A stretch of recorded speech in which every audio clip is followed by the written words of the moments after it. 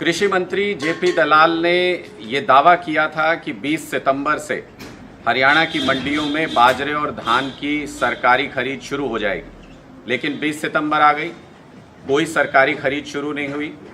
कृषि मंत्री के दावे हवा हवाई साबित हुए और किसान मंडियों में धक्के खा रहे हैं, परेशान हो रहे हैं और अपना बाजरा और धान सही समय पर सही मूल्य पर नहीं बेच पा रहे हैं। हज़ारों क्विंटल बाजरा महेंद्रगढ़, रेवाड़ी, चरखी दादरी की मंडियों में आया हुआ है, लेकिन खरीदने का कोई इंतज़ाम नहीं है।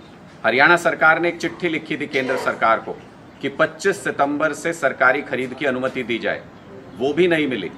कहा तो ये जा रहा था कि डबल इंजन की सरकार है, हरियाणा में भी बीजेपी की सरकार है, केंद्र में भी बीजेपी की सरकार है, तो इससे लोगों को फ़ायदा होगा, लेकिन कोई फ़ायदा होता नहीं दिख रहा। पिछली बार भी इसी तरह से मौसम की मार की वजह से मंडियों में पड़ी हुई किसानों की फसल खराब हो गई थी, किसानों ने प्रदर्शन किया था, उसके बाद खरीद शुरू हुई थी। इस बार भी लगभग वही हालात बनते हुए दिख रहे हैं। क्या सरकार को किसानों की बिल्कुल भी परवाह नहीं है? क्या सरकार किसानों की मदद नहीं करना चाहती है? क्या सरकार किसानों को अपनी फसल के सही दाम मिल जाएं, ये नहीं चाहती है?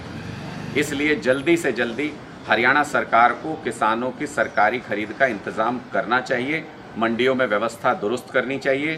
कहीं मंडियों में दीवारें टूटी पड़ी हैं, कहीं मंडियों में पानी भरा हुआ है, व्यवस्था चौपट पड़ी हुई है, किसानों की फसल आना शुरू हो गया है और जिसके चलते प्राइवेट व्यापारियों को सस्ते दामों पर किसानों को अपनी बाजरे और धान की फसल बेचनी पड़ रही है। सरकार अगर किसानों का थोड़ा भी हित चाहती है तो फिर तुरंत सरकारी खरीद का इंतज़ाम करना चाहिए और सरकार को, केंद्र सरकार को भी व्यवस्थित तौर पर यह समझाना चाहिए।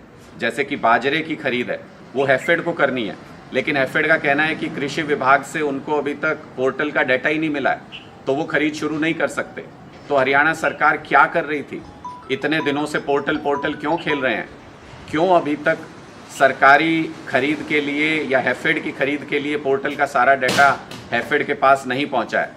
इन सारी चीज़ों का सरकार को ध्यान रख के किसानों की तुरंत मदद करके उनको जल्दी से जल्दी फ़ायदा पहुंचाना चाहिए, सरकारी खरीद का इंतज़ाम करना चाहिए।